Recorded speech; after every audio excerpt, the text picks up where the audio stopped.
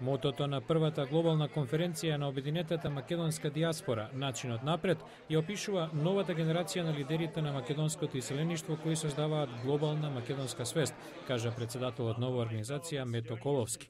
Меѓутоа, диаспората вчера одаде признание и на оние кои се залагале за Македонија во минатото.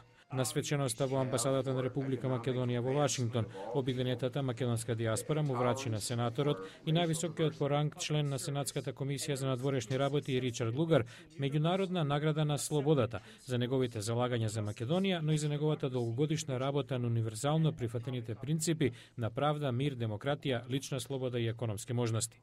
Сенаторот Лугар во обраќањето ги подвлече партнерскиот однос меѓу САД и Македонија и каже дека земјата е мощна и важен дел од Европа.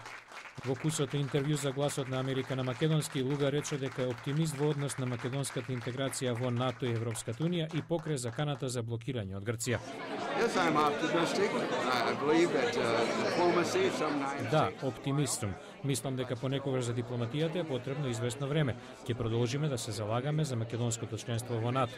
Како што реков вечерва, тоа им го велиме и на македонците и на грците кои ќе не посетат во Сенатската комисија за надворешни работи, бидејќи веруваме дека тоа е добро за соседството, а посекако добро и за Европа.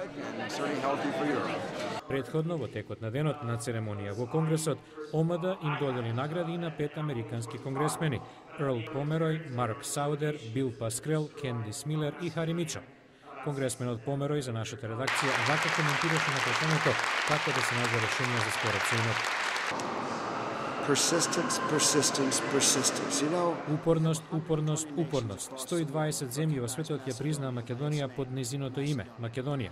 Никако не е соодвет на една земја да се обидува да користи билатерално прашање за да запре друга земја да учествува во заедницата на нации, во случајот во НАТО, нашиот заеднички безбедносен сојуз. Конгресменот Паскрел во емотивен говор кажа дека има забележено тврдоглавост на обете страни и побара премостување на разликите.